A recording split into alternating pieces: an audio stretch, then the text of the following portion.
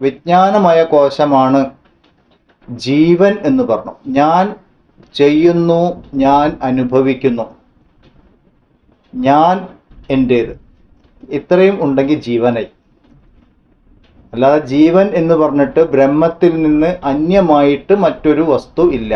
എന്താണോ നമ്മൾ ജീവൻ എന്ന് പറയുന്നത് അത് തന്നെയാണ് ബ്രഹ്മം, ഇല്ലെങ്കിൽ ബ്രഹ്മത്തിൻ്റെ പ്രതിഫലനമാണത്. അപ്പോൾ ജീവൻ ഉണ്ടെങ്കിൽ അത് എന്തിൻ്റെ പ്രതിഫലനമാണ് എന്ന് അന്വേഷിച്ചാൽ ബ്രഹ്മമായി തിരിച്ച് അന്വേഷിക്കും. ഇതാണ് ആത്മാന്വേഷണം. ഇതൊക്കെയാണ് നമ്മൾ കഴിഞ്ഞ ക്ലാസ്സിൽ പറഞ്ഞുകൊണ്ടിരുന്നത്.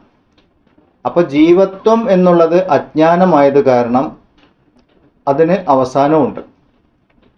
പക്ഷെ എപ്പോഴും ചോദിക്കുന്ന ചോദ്യം, ഈ അഹങ്കാരം എന്ന് പറയുന്നത് എപ്പോൾ ഉത്ഭവിച്ചു? എന്നു മുതലാണ് ഈ അഹങ്കാരം ഉണ്ടായത്? അതിന് വിവേക ചൂടാമണിയിലാണ് അതിൻ്റെ ഉത്തരം കൊടുത്തിരിക്കുന്നത്. അതിനെ അനാദി എന്നാണ് പറഞ്ഞിരിക്കുന്നത്. എന്നു മുതലാണ് എന്ന് പറയാൻ പറ്റില്ല ഇതുണ്ടായത്. അപ്പോൾ ഉടനെ ശിഷ്യൻ ചോദിക്കുന്ന ചോദ്യം വളരെ ഇമ്പോർട്ടൻ്റ് ആയിട്ടുള്ള ചോദ്യമാണ്. അനാദി ആയിട്ടുള്ളതെല്ലാം അനന്തവുമാണല്ലോ, അവസാനമില്ലാത്തതാണല്ലോ. ജീവൻ അവസാനം ഇല്ലാത്തതാണോ? ജീവന് അന്ത്യം ഉണ്ടോ? കാരണം അത് അനാദിയാണെങ്കിൽ അത് അന്ത്യമില്ലാത്തതല്ലേ. ജീവൻ അജ്ഞാനമായത് കാരണം അതെങ്ങനെ അനാദിയാവും? അതെങ്ങനെ അനന്തമാവും? ഇങ്ങനെയാണ് ചോദിക്കുന്നത്. ഈ ചോദ്യം നല്ല ചോദ്യമാണ്. ജീവൻ എന്നുണ്ടായി ഇല്ലേ? പല നമ്മുടെ ഈ യുക്തിവാദി ചാനലുകളിലൊക്കെ നോക്കുമ്പോൾ ഒരുപാട് തമാശകൾ കാണാം. ഇങ്ങനെയൊക്കെ അവർ അതിനെക്കുറിച്ച് ക്രോമോസോമായിട്ട് ബന്ധിപ്പിച്ചും പിന്നെ DNA ആയിട്ട് ബന്ധിപ്പിച്ചിട്ടൊക്കെ പറയുന്ന കാണാം. ഇവർ പറയുമ്പോൾ ഇതൊക്കെ സ്ഥൂല ശരീരവുമായിട്ടാണെന്നുള്ള കാര്യമേ മറന്നു പോകുന്നുണ്ട്. നമ്മൾ സ്ഥൂല ശരീരവും കഴിഞ്ഞ് സൂക്ഷ്മ ശരീരത്തിൻ്റെ അവസാന ഭാഗത്ത് എത്തി നിൽക്കുന്നത്. ഇങ്ങോട്ട് സയൻസ് എത്തിയിട്ടില്ല, എത്താൻ പോകുന്നുള്ളൂ. എന്തെങ്കിലുമൊക്കെ എത്തും എന്ന് വിചാരിക്കാം. അപ്പോൾ പറയുന്നത് ഒരു ഉദാഹരണം വെച്ചിട്ടാണ് പറയുന്നത്. മണ്ണിൽ നിന്ന് കുടം ഉണ്ടായി, പിന്നെ കുടം ഉടഞ്ഞ് മണ്ണായി. ഇങ്ങനെ ഒരു ഉദാഹരണമാണ് പറയുന്നത്. അപ്പോൾ അത് കുടമായിരിക്കുന്ന അവസ്ഥയിലും അത് മണ്ണ് തന്നെയാണ്, പക്ഷെ മണ്ണ് കുടമായിട്ട് കാണപ്പെട്ടു. ഈ ഒരു അവസ്ഥ നമുക്ക് എല്ലാവർക്കും അറിയണ്ട. അപ്പോൾ മണ്ണിനകത്ത് കുടം ആവാനുള്ള, കുടം രൂപപ്പെടാനുള്ള ഒരു വിശേഷം, ഒരു ശക്തി വിശേഷം, സാധ്യത, അതെന്ന് മുതലുണ്ടായെന്ന് ചോദിച്ചാൽ അത് അതിനകത്തുണ്ട്. അങ്ങനെ പറയാൻ പറ്റുള്ളൂ. അതിനൊരു ഡേറ്റ് ഇല്ല. പക്ഷെ കുടം എപ്പോഴാണ് ഉടഞ്ഞ് മണ്ണാവുന്നത് അതിന് ഡേറ്റ് ഉണ്ട്. അത് നമുക്ക് അറിയാൻ പറ്റും. അപ്പോൾ അത് കുടം എന്ന അവസ്ഥയ്ക്ക് അന്ത്യമുണ്ട് എന്ന് പറയാം. പക്ഷെ കുടം ഉണ്ടാവുന്നതിന് മുമ്പ് കുടം ആവാനുള്ള ആ സാധ്യത എന്ന് മുതലുണ്ട് ചോദിച്ചാൽ അത് മണ്ണിലുണ്ട് എന്നേ പറയാൻ പറ്റുള്ളൂ. ഈ ഒരു ഉദാഹരണത്തോടു കൂടി പറയുന്നത്, ജീവത്വം എന്നുള്ളത് ജ്ഞാനത്തിൻ്റെ പ്രകാശത്തിൽ, ആത്മജ്ഞാനത്തിൻ്റെ പ്രകാശത്തിൽ അജ്ഞാനം നശിക്കുമ്പോൾ ജീവത്വം എന്ന ഭാവം ഇല്ലാതെയാവും. ആത്മബോധത്തിലേക്ക് വരുമ്പോൾ ജീവത്വം ഇല്ലാതെയാവും. അപ്പോൾ അതിന് അന്ത്യം ഉണ്ടായതുകൊണ്ട് തന്നെ അതിനൊരു ആദ്യവും ഇല്ലായിരുന്നു. ആ തൽക്കാല സമയത്ത് അങ്ങനെ തോന്നി. കുടത്തിൻ്റെ കാര്യം പറഞ്ഞ അത് എപ്പോഴും മണ്ണ് തന്നെയാണ്, പക്ഷെ ആ തൽക്കാല സമയത്തേക്ക് അത് കുടമായിട്ട് കാണപ്പെട്ടു എന്ന് പറഞ്ഞ പോലെ അജ്ഞാനം തൽക്കാല സമയത്തേക്ക് വന്നുപോയി. അപ്പോൾ കുറച്ച് നേരം മാത്രമായിട്ട് വരുന്നൊരു സാധനം അത് സ്ഥിരമല്ല. സ്ഥിരമല്ലാത്ത ഒന്നും ബ്രഹ്മമല്ല. ഇങ്ങനെയാണ് ഈ അന്വേഷണം പുരോഗമിക്കുന്നത്. അപ്പോൾ ജീവൻ എന്ന് ബ്രഹ്മത്തിൽ നിന്ന് അന്യമായി ജീവൻ എന്നൊരു പ്രത്യേക വസ്തു ഇല്ല. അത് തൽക്കാല സമയത്തെ ഒരു ഭ്രമം മാത്രമാണ്, അജ്ഞാനമാണ്. ഇതാണ് കൃത്യമായിട്ട് അവിടെ പറഞ്ഞു കൊടുക്കുന്നത്. ഇത് നമ്മൾ അറിഞ്ഞാൽ എന്താ ഗുണം?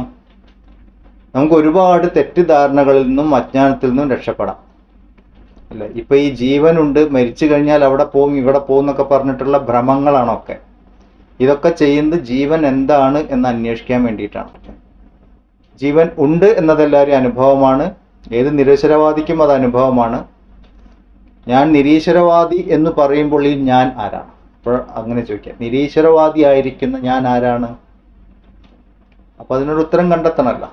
ഇവിടെ വേറൊന്ന് പറഞ്ഞു, ജീവൻ ബ്രഹ്മമായി നമ്മൾ സങ്കല്പിച്ച് ഉപാസിക്കുകയാണെങ്കിൽ, ജീവനെ ബ്രഹ്മമായിട്ട് സങ്കല്പിച്ച് ഉപാസിക്കുകയാണെങ്കിൽ എന്തു സംഭവിക്കും?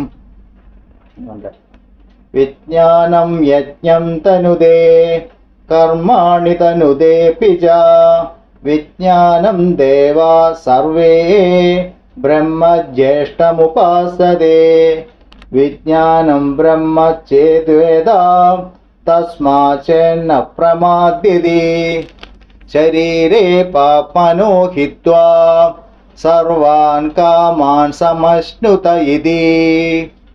ദേവന്മാർ ജീവനെ ബ്രഹ്മമായി കണ്ടു ഉപാസിച്ചു. അങ്ങനെ ശരീരത്തിലിരിക്കെ തന്നെ പാപങ്ങളിൽ നിന്ന് രക്ഷപ്പെട്ടു, സർവകാമങ്ങളെയും സാധിച്ചു, സഫലീകരിച്ചു. ഇതാണ് പറയുന്നത്. എന്താണ് ഈ പറഞ്ഞത് എന്ന് നോക്കാം. ജീവഭാവത്തിനെ ബ്രഹ്മമായിട്ട് സങ്കല്പിക്കുക എന്ന് പറഞ്ഞാൽ നമ്മൾ ബ്രഹ്മത്തെ ആരോപിക്കുക എന്നാ പറയാം. അത് ബ്രഹ്മമാണ് എന്ന് സങ്കല്പിക്കുക. ഇപ്പം നമ്മളൊരു വിഗ്രഹം കണ്ടു, അത് കൊത്തി വിഗ്രഹം, ഒരു കല്ല് കൊത്തി വിഗ്രഹത്തിൻ്റെ ഷേപ്പിലാക്കി, ഗുരുവായൂരപ്പൻ്റെ ഷേപ്പിലാക്കി നോക്കി.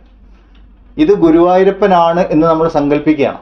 എന്ന് പറഞ്ഞാൽ ഗുരുവായൂരപ്പനെ ആ ശിലാവിഗ്രഹത്തിലേക്ക് ആരോപിക്കുകയാണ്.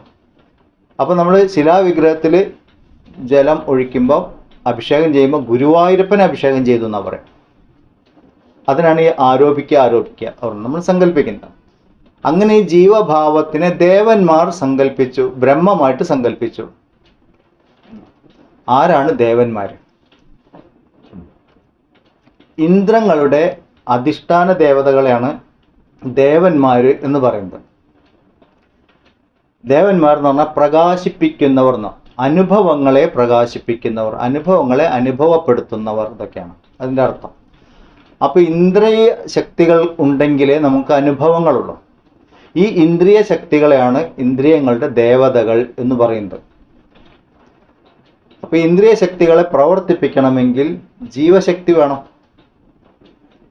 ജീവൻ ഉണ്ടെങ്കിലേ ഇന്ദ്രിയങ്ങൾ പ്രവർത്തിക്കുകയുള്ളൂ. അപ്പോൾ ഇന്ദ്രിയങ്ങൾ എന്ത് ചെയ്യും? അനുഭവങ്ങളൊക്കെ ജീവന് അവകാശപ്പെട്ടതാണ് എന്ന് പറഞ്ഞിട്ട് ജീവനിലേക്ക് സമർപ്പിക്കും. ഇതാണ് ബ്രഹ്മമായിട്ട് ഉപാസിക്കണു എന്ന് പറഞ്ഞത്.